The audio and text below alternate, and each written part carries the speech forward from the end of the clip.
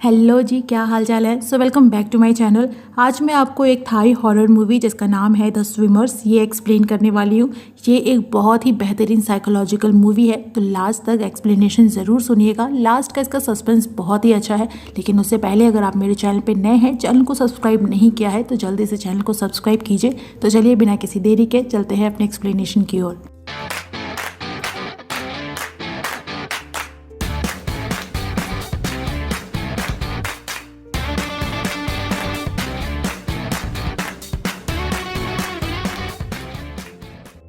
Movie की शुरुआत में एक लड़की आइस को देखते हैं जो खाली स्विमिंग पूल में कूदकर जान दे देती है। कहानी फिर 3 महीने आगे आती है। हम देखते हैं एक हाई स्कूल स्टूडेंट पर्थ को जो स्विमर है और साल का नेशनल हाई स्कूल चैंपियन भी।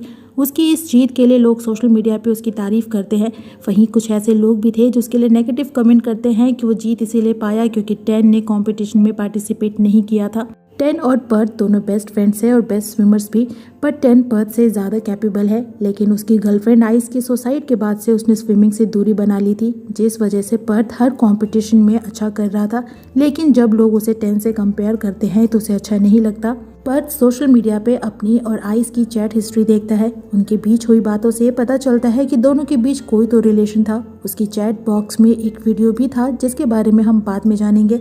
पर्थ की प्रेजेंट में एक गर्लफ्रेंड है जिसका नाम है मिंट, जो एक दिन उससे मिलने आती है और सोशल मीडिया पे उसके और आइस के चैट को देख लेती है। पर तभी पर्थ उसे रोक देता है और उसके पर्सनल चीज़ों से उसे दूर रहने को बोलता है। उसी रात जब पर्थ सो रहा था तो चैट बॉक्स का वो वीडियो अपने आप चलने लगता है जिसमें सभी दोस्त बीच पे घूमने आए थे। पर्थ आइस को प्रपोज करता है पर वो उसका कोई रिप्लाई नहीं देती और टेन के साथ चली जाती है। वीडियो को अपने आप चलते देख पर्थ घबराता है और उसे बंद कर देता है। आजकल वो परेशान रहने लगा है जिसका असर उसकी स्विमिंग पे भी पड़ता है। उसके कोच उसे बार बार टेन से कंपेयर करते हैं और उसे और मेहनत और प्रैक्टिस करने को बोलते हैं, जो सुनकर पर्थ को बिल्कुल अच्छा नहीं लगता। एक दिन वो टेन से मिलता है जो उसी स्विमिंग पूल के पास आया था जहां आइस ने सुसाइड की थी। वो बेसमेंट के ग्लास वॉल से उस जगह को ध्यान से देखता है जहां आइस की डेड बॉडी मिली थी। पर्थ उसके पास आता है और उसे समझाता है कि वो आइस से मूव ऑन कर ले, वो जहां भी होगी वो खुश होगी। पर टेन बोलता है कि आइस ने सुसाइड की थी और वो उस टाइम पे प्रेग्नेंट भी थी, पर वो बच्चा उसका नहीं था। उसे लगता है कि वो किसी चीज़ को लेकर परेशान थी और इसीलिए सुसाइड कर लिया। पर अब वो उस इंसान को ढूंढेगा जिस वजह से आइस ने ऐसा फैसला लिया और उसे अपने हाथों से मारेगा। कहानी फिर पास्ट में आती है। टेन अक्सर आइस को स्विमिंग सिखाने का बोलकर बिजी हो जाता था। इवन वो उसके बर्थडे वाले दिन भी उसे वेट कराता था। तो पर्थ खुद आइस को स्विमिंग सिखाने को तैयार होता है, पर जनरली वो उसे रात में ही सिखाता था जब क्लब खाली हो। वो उसके पैरों में एक टैटू का निशान भी देखता है जिसका मतलब था आई लव यू। यहाँ पर्थ उसे अपनी फीलिंग्स बताता है और किस भी करता है, पर आइस उसे कोई रिस्पॉन्स नहीं देती और बोलती है कि वो अभी भी टेन के साथ है और वहाँ से चली जाती है। प्रेजेंट में आइस की डेथ को 100 दिन हो चुके थे, तो बुद्धिस्ट रिचुअल्स के अकॉर्डिंग आज उसका अंतिम संस्कार होता है। बुद्धिज्म में ऐसा होता है कि बॉडी को या तो तुरंत या 1 महीने या 1 साल या 100 दिन के बाद जलाते हैं। यहाँ पर्थ भी आता है जो दूर से उसके लास्ट रिचुअल्स को देखता है। वहीं टेन उसे मैसेज करके बताता है कि वो अभी आइस के घर पे है और जब उसकी मॉम टेम्पल से निकलने लगे तो वो उसे इन्फॉर्म कर दे। जिसके बाद नेक्स्ट सीन में पर्थ सीधा आइस के घर आता है ताकि टेन को वहां से निकाल सके, पर वो उसे कहीं नहीं मिलता और तब तक आइस की मॉम भी वहां आ जाती हैं। तो पर्थ वहीं आइस के बेड के नीचे छुप जाता है और चुपचाप आइस की मॉम को रोते हुए और उसे याद करते हुए सुनता है। उसकी मॉम के चले जाने के बाद जब पर्थ बाहर आता है तो उसे लगता है कि कोई उसके पीछे बेड पे लेटा हुआ है, पर जब वो पीछे देखता है तो वहाँ आइस की यूनिफॉर्म थी जो उसकी मॉम ने अरेंज करके रखी थी। तभी अचानक से फिर से कोई रूम में आता है तो पर्थ दोबारा से बेड के नीचे छुप जाता है। वो ध्यान देता है कि रूम में आए इंसान के पैरों में ठीक वैसा ही टैटू है जैसा निशान उसने आइस के पैरों में देखा था। और तभी अचानक से वो इंसान बेड पे चढ़ के कूदने लगता है और जब पर्थ बाहर आता है तो वहाँ कोई नहीं होता। एक दिन पर्थ की गर्लफ्रेंड मिंट उससे मजाक करती है कि वो प्रेग्नेंट है, जो सुनकर पर्थ घबराने लगता है। पर मिंट बताती है कि वो मजाक कर रही है, लेकिन पर्थ उसे ब्रेकअप कर लेता है ये बोलकर कि आजकल वो प्रैक्टिस में बिजी रहने लगा है तो उसे टाइम नहीं दे पाएगा। उसी रात वो अपने लिए ऑमलेट बनाने जाता है, पर गैस खत्म होने की वजह से वो उसे कच्चा ही खा जाता है। वैसे उसके कोच अक्सर उसे रोज़ एक कच्चा अंडा खाने को बोलते थे, पर वो नहीं खाता था क्योंकि उसे पसंद नहीं थे। पर आज उसे इतनी भूख लगी थी कि वो उन्हें कच्चा ही खा गया। यहाँ हमें ये भी पता चलता है कि पर्थ की मॉम और उसके कोच रिलेशन में है। नेक्स्ट डे कई दिनों बाद टेन फिर से स्विमिंग करने आता है और पर्थ उसे पूछता है कि वो आइस के घर क्यों गया था, जिसपे टैन उल्टा उसे सवाल करता है कि उसे आइस का एड्रेस कैसे पता था, जिसपे पर्थ बताता है कि वो एक बार आइस को उसके घर छोड़ने गया था। तो टैन उसे बताता है कि वो आइस का फ़ोन लेने गया था ताकि उसमें से उस इंसान की जानकारी ले सके जिसकी वजह से वो परेशान थी, पर उसका फ़ोन टूटा हुआ है तो अब वो उसे रिकवर कराएगा। जो सुनकर पर्थ घबराता है और जब टैन स्विमिंग करने चला जाता है तो उसके लॉकर में आइस का फ़ोन ढूंढता है जो उसे नहीं मिलती। और जब टैन वापस आता है तो अपने लॉकर की हालत को देखकर समझ जाता है कि किसी ने उसके लॉकर को हाथ लगाया है, पर वो फ़ोन उसने लॉकर के अंदर नहीं बल्कि उसके ऊपर रखा था। नेक्स्ट सीन में पर्थ टैन को कॉल करके बताता है कि उसे भी अपनी मॉम का फ़ोन रिकवर करवाना है, तो उससे उस दुकान का एड्रेस ले लेता है जहाँ पे उसने आइस का फ़ोन रिकवर करने को दिया है। पर वो शॉपकीपर उसे बिना रिसिप्ट के कोई फ़ोन देने से मना कर देता है और तभी वहाँ टैन भी आता है जिसने बगल वाली शॉप पे वो फ़ोन रिकवर करने को दिया था, पर उसे बताते हैं कि फ़ोन बहुत डैमेज हो चुका है तो वो रिकवर नहीं हो पाएगा। जिसके बाद टैन अजीब तरीके से पर्थ को देखता है और बाय बोलकर चला जाता है। उसी रात जब पर्थ प्रैक्टिस कर रहा था तो उसे लगता है कि कोई उसे पीछे से पकड़ के पानी के नीचे ढकेल रहा है, जो अक्सर आइस उसे डराने के लिए किया करती थी। जिसके बाद कहानी एक बार फिर से पास्ट में आती है। दोनों रात में स्विमिंग कर रहे थे और आइस बताती है कि वो टैन से ब्रेकअप करना चाहती है, पर ये बात वो पर्थ को उसे बताने को बोलती है। तो पर्थ उसे ये बात आने वाले कॉम्पिटिशन के बाद बताने को बोलता है ताकि उसके यानी टैन के स्विमिंग पे असर ना हो। तभी वहाँ टैन आ जाता है तो पर्थ आइस को छुपाकर खुद उसके पास जाता है, जो उसे बताता है कि आइस उससे ब्रेकअप करना चाहती है। तो पर्थ उसे साथ में ड्रिंक करने को बोलता है, पर टैन समझ जाता है कि अभी वो किसी और के साथ है तो इसलिए उसे डिस्टर्ब नहीं करना चाहता और बाय बोलकर चला जाता है। उस बेचारे को यही नहीं पता कि उसकी गर्लफ्रेंड और उसका बेस्ट फ्रेंड उसके पीठ पीछे क्या कर रहे हैं। उसी रात दोनों एक दूसरे के क्लोज आते हैं। पर्थ आइस से प्रॉमिस करता है कि वो हमेशा और हर सिचुएशन में उसका साथ देगा और अगर ज़रूरत पड़ी तो वही उसकी जगह अपने पेट में उनका बच्चा भी कैरी करेगा। प्रेजेंट में पर्थ ये सब कुछ अपने सपने में देख रहा था। उसे लगता है कि आइस अभी भी उसके साथ है, जो उसे उनके बच्चे का अच्छे से ख्याल रखने को बोल रही है। जो सुनकर उसकी आंखें खुलती हैं और वो बहुत ही डरा हुआ था। नेक्स्ट डे वो स्कूल के लिए रेडी होते टाइम नोटिस करता है कि उसकी बेल्ट उसे छोटी हो रही है, पर तब वो उस पर ज़्यादा ध्यान नहीं देता। उसे लगता है कि कच्चा अंडा खाने की वजह से वो अपना वेट पुट ऑन कर रहा है। नेक्स्ट सीन क्लासरूम का होता है जहां टैन उसे एक लड़के की फ़ोटो सेंड करता है और बताता है कि उसे उस लड़के पे डाउट है कि उसने ही आइस के साथ कुछ किया होगा, क्योंकि वो अक्सर सोशल मीडिया पे उसके लिए गाने पोस्ट किया करता था। तो पर्थ भी झूठ बोल देता है कि उसने एक बार उस लड़के को आइस के साथ एक मॉल में देखा था, ताकि टैन को कभी भी उस पर कोई डाउट ही ना हो। शाम को जब पर्थ घर आता है तो अपनी मॉम को बेहोश पाता है, लेकिन उसे ऐसा लगता है कि उस जगह उसकी मॉम के अलावा भी कोई है, जो देखकर वो और डरने लगता है। पर अगले सीन में उसे उसकी मॉम और कोच के साथ एक हॉस्पिटल में देखते हैं। हमें पता चलता है कि उसकी मॉम प्रेग्नेंट है। डॉक्टर उन्हें बच्चे की हार्ट बीट भी सुनाती हैं, जो सुनकर पर्थ को भी अपने पेट में कुछ हलचल महसूस होती है और कहानी फिर से पास्ट में आती है। आइस उसे बताती है कि वो प्रेग्नेंट है और जब उसे घबराते हुए देखती है तो बेबी को अबॉर्ट करने का डिसाइड करती है, पर पर्थ बोलता है कि ये एक मर्डर होगा, वो ऐसा नहीं कर सकते। हालांकि आइस भी ऐसा नहीं करना चाहती थी, पर अभी दोनों ही इस रिस्पॉन्सिबिलिटी के लिए तैयार नहीं थे। दोनों अभी हाई स्कूल स्टूडेंट ही थे, जिसपे पर्थ भी अबॉर्शन के लिए तैयार हो जाता है। और कुछ दिनों बाद आइस कुछ पैसे लेकर आती है और बताती है कि उसने अपने आंट से बोरो किए हैं और पर्थ के साथ एक अबॉर्शन सेंटर आती है, पर वहाँ का माहौल देखकर वो इतना डर जाती है कि अबॉर्शन से मना करके भाग जाती है। प्रेजेंट में पर्थ उसी पुल के पास आता है और बेसमेंट से उस जगह को ध्यान से देखता है जहां आइस ने सुसाइड किया था। वो उसे अब हर जगह हॉन्ट कर रही थी। तभी वहां मिंट आती है, जो उसे बताती है कि उसे उसके और आइस के रिलेशन के बारे में पता है, पर पर्थ उसे कुछ नहीं बोलता और वहां से चला जाता है। वो वहां टैन से भी मिलता है, जो फिर से कॉम्पिटिशन में पार्टिसिपेट करने वाला था। थोड़ी देर बाद पर्थ मिंट और टैन को एक साथ बातें करते देखता है, तो उसे डाउट होता है कि कहीं मिंट उसे उसके और आइस के रिलेशन के बारे में ना बता दे। नेक्स्ट सीन में टैन पर्थ को एक खाली बिल्डिंग में लेकर आता है, जहां वो उसे उसी लड़के से मिलवाता है जिसपे उसे आइस को लेकर डाउट था।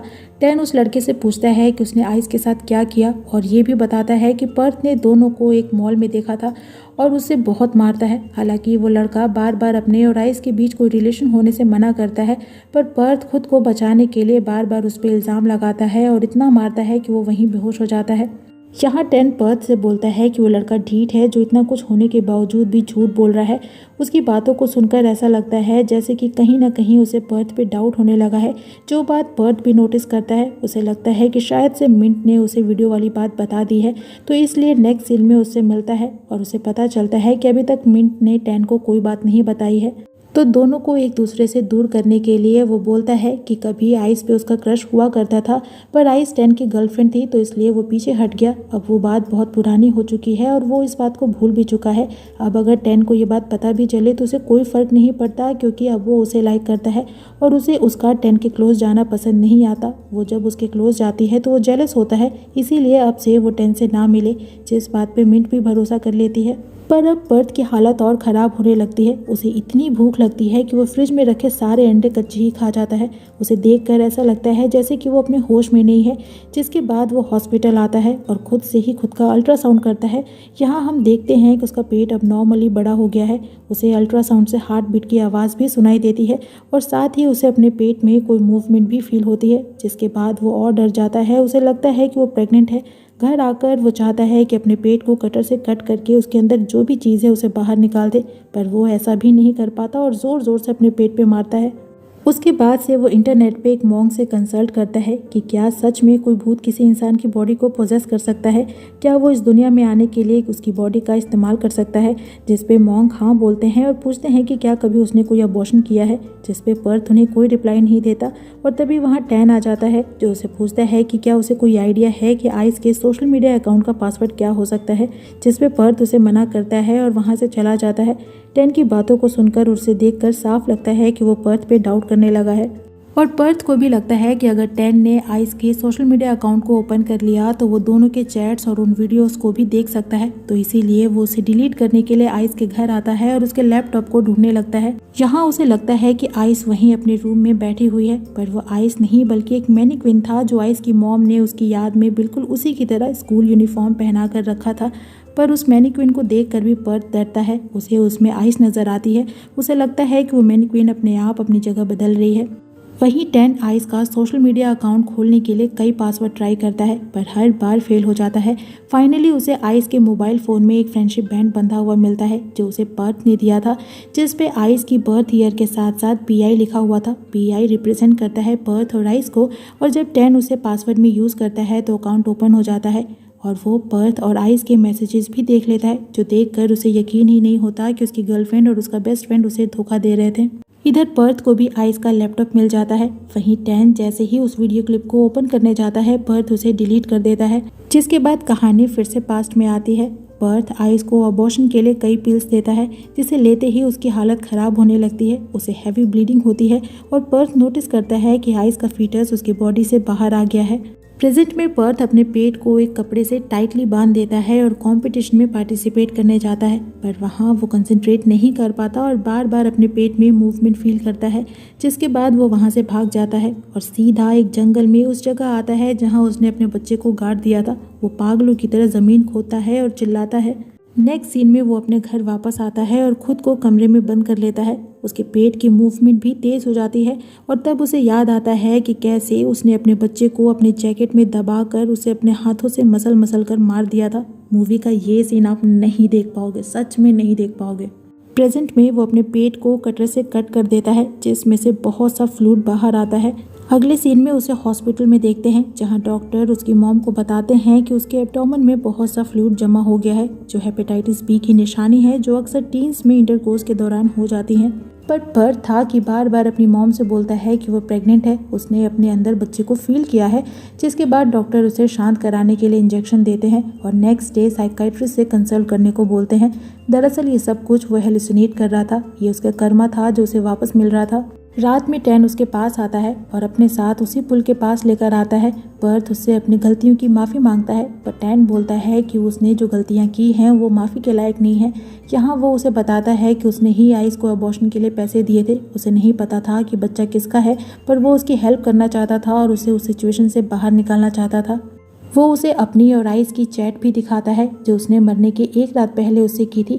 आइस उससे मिलने उसके घर आने वाली थी, क्योंकि उस दिन पुल की मेंटेनेंस होनी थी, तो 10 पूरे दिन घर में रहने वाला था। इसीलिए जब उसे पता चला कि आइस ने सुसाइड कर लिया है तो उसे इस बात पे यकीन ही नहीं हुआ।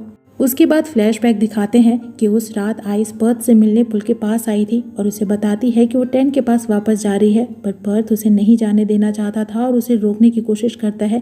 वो एक सेल्फिश इंसान है जो हर चीज़ बस अपने लिए चाहता है। वो आइस के साथ ज़बरदस्ती भी करना चाहता था, पर वो उसे रोकती है और इसी हाथापाई में आइस का फ़ोन भी टूट जाता है और एक्सीडेंटली वो वहाँ रखे कुछ क्लीनिंग इक्विपमेंट्स पे जा गिरती है, जिसमें फंसकर उसकी जान चली जाती है। जिसके बाद पर्थ उसे पुल के सबसे ऊंचे प्लेटफॉर्म पे ले जाता है और वहाँ से उसे धक्का दे देता है, जिससे कि लोगों को लगे कि उसने सुसाइड कर लिया है। प्रेजेंट में टेन भी पर्थ को उसी प्लेटफॉर्म पे लेकर आता है जहाँ से वो उसे रस्सी में बांधकर पानी में फेंक देना चाहता है ताकि दम घुटने से पानी में ही उसकी डेथ हो जाए। पर मौका पाकर पर्थ पुल में कूद जाता है तो टेन भी उसके पीछे कूदता है। दोनों के बीच पानी में ही लड़ाई होती है, पर टेन ज़्यादा देर पानी में सांस नहीं रोक सकता था। वहीं पर्थ डाइविंग में अच्छा था तो वो टेन को देर तक पानी के अंदर पकड़ कर रखता है, जिससे कि दम घुटने से उसकी डेथ हो जाती है। जिसके बाद पर्थ उसे पानी से बाहर लाता है, उसके पैरों में कोई वजनी चीज़ बांधकर उसे फिर से पानी में फेंक देता है, जिससे कि उसकी डेथ भी एक सुसाइड लगे। और नेक्स्ट डे न्यूज़ में बताते हैं कि टेन ने अपनी गर्लफ्रेंड के सुसाइड के गिल्ट में खुद भी सुसाइड कर ली। कहानी फिर 6 महीने आगे आती है। पर्थ एक बार फिर से नेशनल चैंपियनशिप जीत जाता है, पर आज भी आइस उसे हर जगह हॉन्ट करती है। दुनिया की नज़रों में वो एक अच्छा इंसान और अच्छा स्विमर है, पर सच्चाई ये है कि भले ही दुनिया और कानून की नज़रों में वो बेगुनाह हो, लोगों को उसके क्राइम्स ना पता हो, पर उसके कर्मा उसका पीछा नहीं छोड़ते। वो उसे याद दिलाते रहते हैं कि उसने क्या क्या पाप किए हैं, जिस वजह से वो कभी खुश नहीं रहता। उसने अपने दोस्त, अपने प्यार, सबको धोखा दिया है, यहाँ तक कि अपने बच्चे को खुद अपने हाथों से मारा है। उसने अपने डिज़ायर्स को पूरा करने के लिए वो सारे काम किए हैं जो उसे नहीं करने चाहिए थे। उसने खुद से अपने हंसती खेलती जिंदगी में आग लगा दी और अब वो आग उसे जीवन भर जलाती रहेगी। इसीलिए कहते हैं कि कर्मा विल कम बैक। हम गलतियां करके दुनिया की नज़रों से भले ही बच सकते हैं, पर अपने खुद की नज़रों से और अपने कर्मा से नहीं बच सकते। इसीलिए आगे से कोई भी गलती करे तो ज़रूर इस बात को ध्यान में रखें। तो इसी के साथ ये मूवी यहीं पे होती है ख़त्म। आपको मूवी कैसे लगी कमेंट सेक्शन में ज़रूर बताइएगा। वीडियो अच्छी लगे तो वीडियो को लाइक कीजिएगा, फ्रेंड्स के साथ शेयर कीजिएगा और मुझे इनकरेज करने के लिए मेरे चैनल को ज़रूर सब्सक्राइब कीजिएगा। मैं आपसे मिलूंगी नेक्स्ट वीडियो में नेक्स्ट एक्सप्लेनेशन के साथ। तब तक अपना खूब सारा ख्याल रखिए। sayonara।